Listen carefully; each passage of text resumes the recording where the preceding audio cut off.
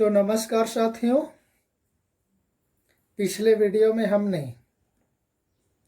अर्थ की दृष्टि से वाक्य भेद का चौथा प्रकार तक देख चुके हैं, जिसमें से है विधानवाचक या विधिवाचक वाक्य, निषेधवाचक वाक्य, प्रश्नवाचक वाक्य और चौथा है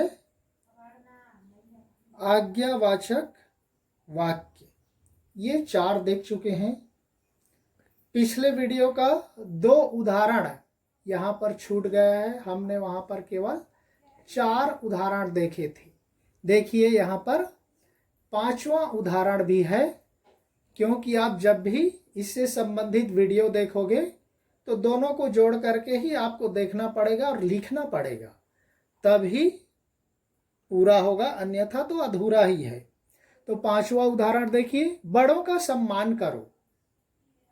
यहाँ पर है बड़ों का सम्मान करो, उनको बोल रहा है एक तरह से, क्योंकि वहाँ पर आज्ञावाचक में हमने देखा था कि किसी का आज्ञा अनुमति होने का बोध होता है।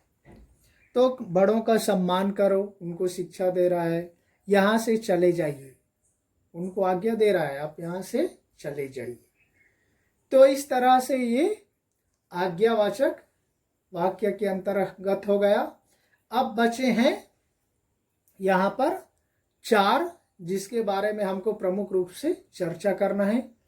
5वां है इच्छावाचक, 6वां है विस्मयवाचक वाक्य और 7वां संकेतवाचक वाक्य और नेक्स्ट है संदेहवाचक वाक्य।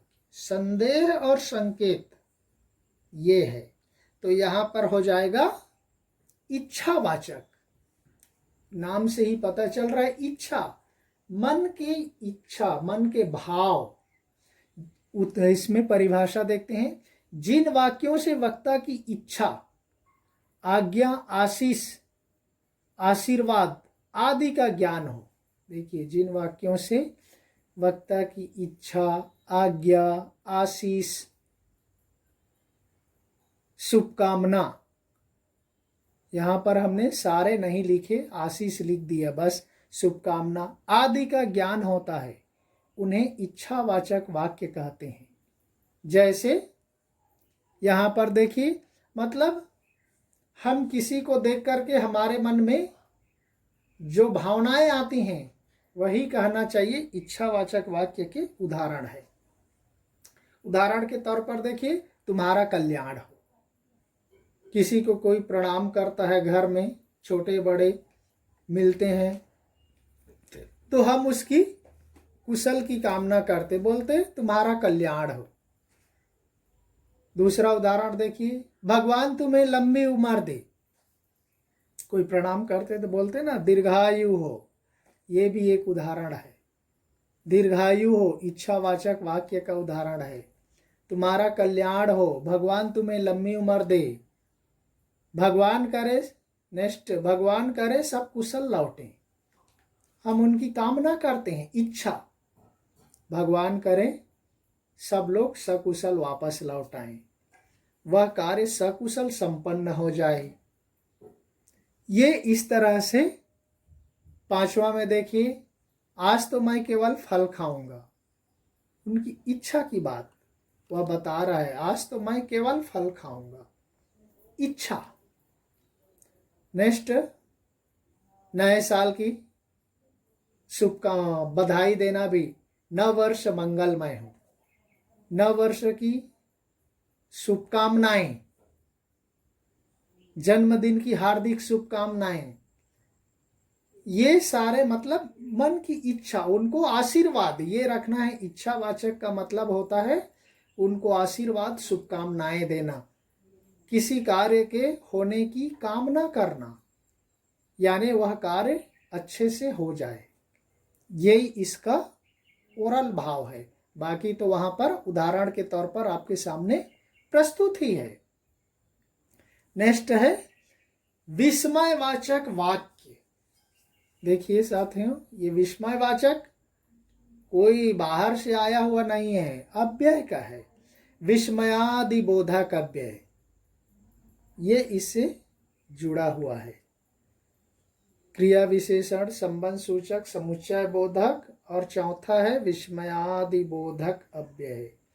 क्रिया विशेषण अव्यय का चौथा प्रकार है, ये अव्यय का चौथा प्रकार है क्रिया विशेषण अव्यय, संबंध सूचक अव्यय, समुच्चय बोधक अव्यय और विस्मयादि बोधक अव्यय।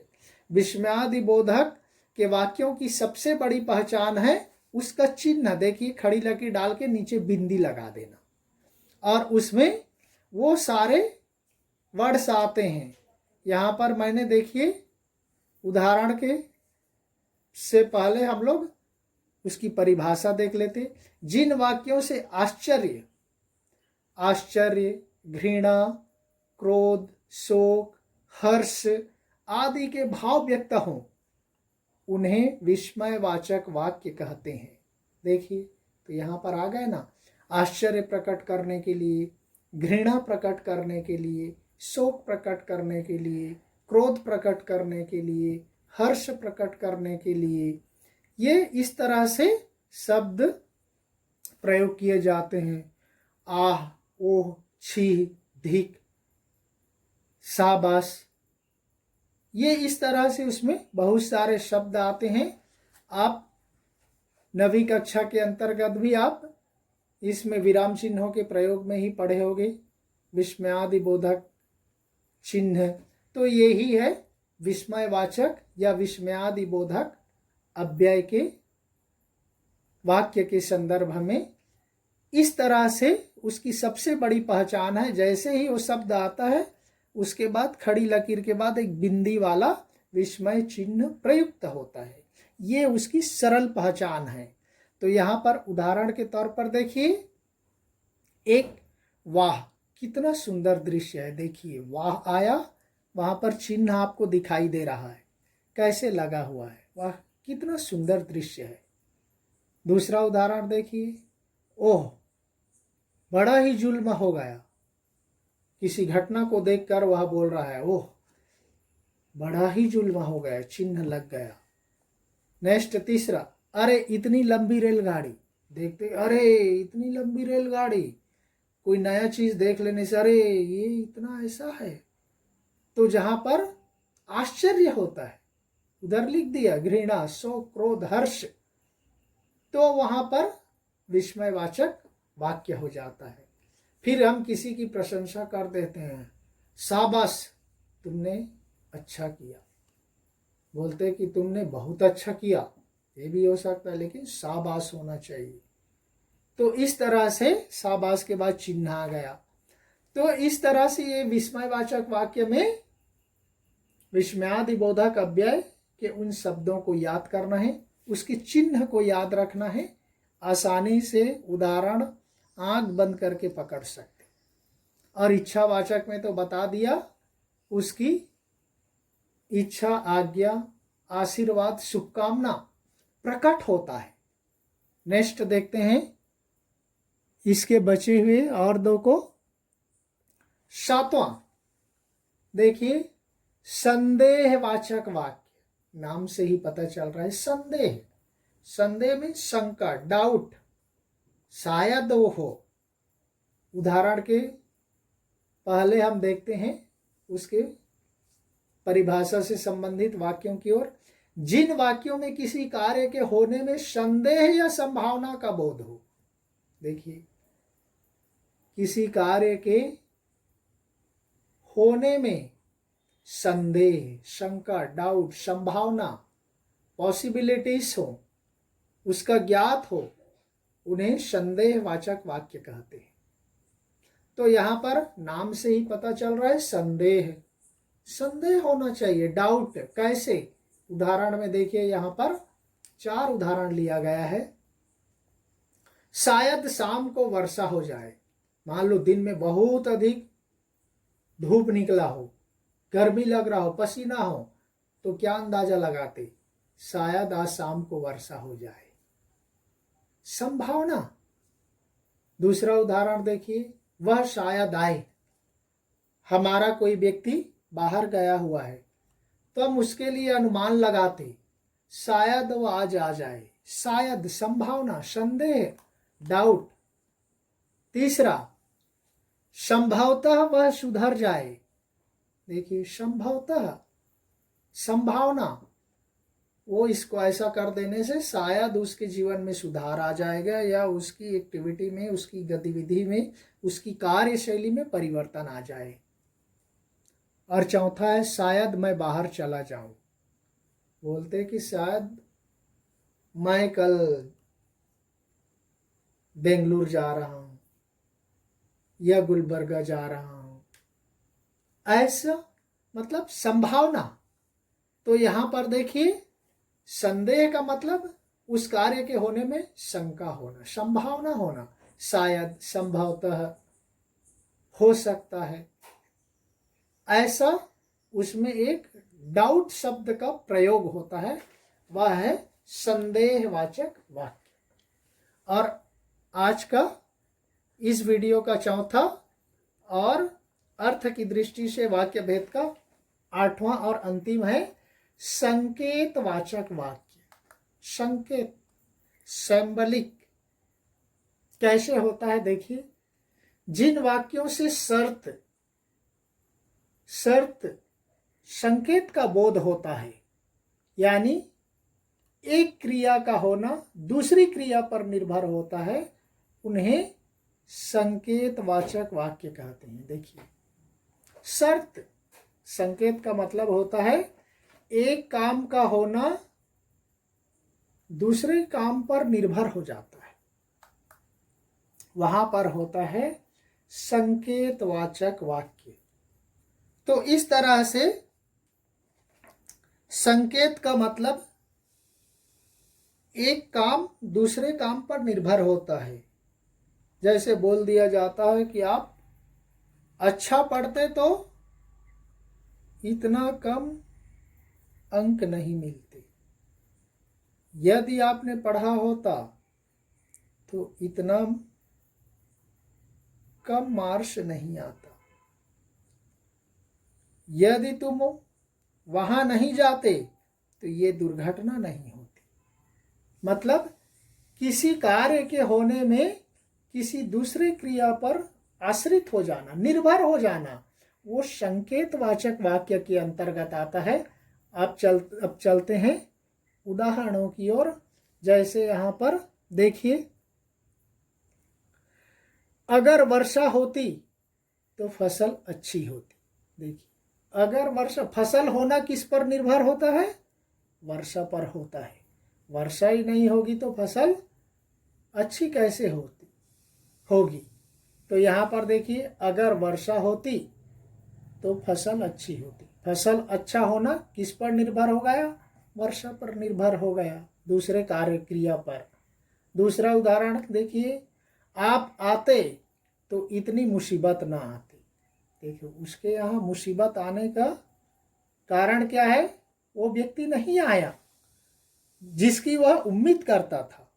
आप आते या आप होते तो ये घटना नहीं होती, आप नहीं थे इसलिए ये घटना हुआ। एक कार्य, एक क्रिया दूसरे क्रिया पर निर्भर हो गया। तीसरा, यदि परिश्रम करोगे तो अवश्य सफल होगे। यदि, उनका सफल होना किस पर निर्भर है? परिश्रम करने पर निर्भर है। यदि परिश्रम करोगे तो अवश्य सफल होगे। और चौथा है, यदि पिताजी अभी आते तो अच्छा होता। कोई काम हो रहा है, उसको अपने घर के प्रमुख व्यक्ति उनके पिताजी की प्रतीक्षा कर रहे हैं, बोलते हैं कि यदि पिताजी अभी आते तो अच्छा होता, हमारा काम और अधिक सफल होता। तो यहाँ पर साथियों, संकेतवाचक का मतलब है एक कार्य का दूसरे कार्य पर निर्भर होना, या एक कार्य के घटित होने या न घटित होने का प्रभाव दूसरे क्रिया के घटित होने या नहीं होने पर निर्भर करता है, तब वहां पर होता है संकेतवाचक वाक्य। तो हम संपूर्ण में थोड़ा सा एक बार रिवीजन कर देते। विधानवाचक वाक्य किसी कार्य के या किसी क्रिया के होने या घटित होने की सूचना मिलती है, वह हो गया विधानवाचक। दूसरा निषेधवाचक किसी कार्य के नहीं होने का, ना नहीं मत, महत्वपूर्ण शब्द आपको बार बार बोला जा रहा है। नेक्स्ट तीसरा प्रश्नवाचक वाक्य, ऑलरेडी मैं बता दिया वहां पर कब कहाँ क्यों कैसे। प्रश्नवाचक चिन्ह सबसे बड़ी पहचान है, आंख मूंद करके पहचान सकते। और चौथा है आज्ञावाचक, किसी को आज्ञा देना, आर्डर देना, अनुमति देना कि तुम बैठ जाओ, पढ़ो, तुम ऐसा काम करो, वहां जाओ, ये इस तरह के आर्डर होते हैं। नेक्स्ट है आपका इच्छावाचक। इच्छावाचक के अंतर्गत उसके मन की भावनाएं, आशीष, उसकी इच्छा को व्यक्त करना, शुभकामना संदेश कहना चाहिए। तुम्हारी यात्रा मंगलमय हो, आप दीर्घायु हो, आप सकुशल हो, नव वर्ष की हार्दिक शुभकामनाएं। ये मतलब उसके कुशल क्षेम, यानी एक तरह से उसको शुभकामना आशीर्वाद देने का भाव होता है, वह है इच्छावाचक वाक्य। पांचवें नंबर के अंतर्गत, छठवें के अंतर्गत विस्मयादि बोधक या विस्मयवाचक, विस्मयादि बोधक अव्यय या विस्मयवाचक वाक्य। तो आपको बताया ये अव्यय का चौथा प्रकार है। इसकी सबसे बड़ी विशेषता है कि उसमें आश्चर्य, हर्ष, शोक, घृणा और सबसे बड़ी पहचान है उसकी चिन्ह, जो खड़ी लकीर डाल करके, पूर्ण विराम डाल करके नीचे बिंदी लगा देना, जिसके अंतर्गत अरे, ओह, आहा, छी, धिक, शाबाश, उफ, हाय, इस तरह के बहुत सारे शब्द हैं। वो होने के बाद वो चिन्ह प्रयुक्त होता है, वही उसकी सबसे बड़ी पहचान है। नेक्स्ट सातवां है संदेहवाचक, जो अभी अभी आपको बताया, किसी कार्य के होने में संदेह, संभावना, शंका, डाउट, संभावना, डाउट हो कि ऐसा हो जाए, शायद यह ऐसा हो, तो उस तरह के शंका वाली बात संदेहवाचक के अंतर्गत आता है। आठवां संकेत, जो अभी आपको बता दिया, एक कार्य का होना दूसरे कार्य पर निर्भर होता है, यानी एक क्रिया का संपन्न होना दूसरे क्रिया के ऊपर आश्रित हो जाता है, निर्भर हो जाता है, तब उसको कहा जाता है संकेतवाचक वाक्य। तो साथियों, इस तरह से अर्थ की दृष्टि से वाक्य भेद के अंतर्गत हमने देखा कि रचना की दृष्टि से वाक्य भेद में केवल 3 हैं, सरल वाक्य, संयुक्त वाक्य और मिश्र वाक्य। लेकिन यहाँ पर नंबर तो बहुत लगते हैं, 8 है, अरे 8 है, हम कैसे याद करेंगे। लेकिन मेरे ख्याल से इतना विस्तार से चर्चा को बताने के बाद, डिवाइड कर देने के बाद, उसकी व्याख्या करने के बाद, मुझे नहीं लगता कि आप कोई भी उदाहरण उसमें से दे दिया जाए तो आपको पहचानने में असुविधा होगी। बस उसके प्रकार याद रखना, उसका सिंबलिक ओरल याद रखना है, उसको रटना नहीं है। आपको नाम याद रख के उसके ओरल भाव अपने आप डिसाइड करना है। तो उस तरह की चीजें आ जाए, इसमें चिन्ह है, शब्द है, उन जैसे प्रश्नवाचक है, निषेध है, संदेह है, संकेत है, इच्छा है, ये सारी चीजें उसमें विशेष विशेष शब्द है, चिन्ह है। उन चीजों को आप ध्यान रख लोगे तो कहीं पर भी कोई भी परीक्षा में वो वाक्य दिया जाएगा तो आप आसानी से पहचान कर लिख सकते, बता सकते कि यह अमुक वाक्य के अंतर्गत आएगा। ये मेरे ख्याल से, मेरे विचार से मैंने जितना समझा उतना आपको बताने का प्रयास किया। उम्मीद है आपको अच्छी तरह से समझ में आ गई होगी। तो इसी के साथ ही हम ये दूसरा वीडियो के साथ अर्थ की दृष्टि से वाक्य भेद यहीं पर समाप्त करते हैं। नेक्स्ट में किसी और प्रकार के साथ मिलेंगे और शीर्षक के साथ मिलेंगे। तब तक के लिए धन्यवाद। जय हिंद।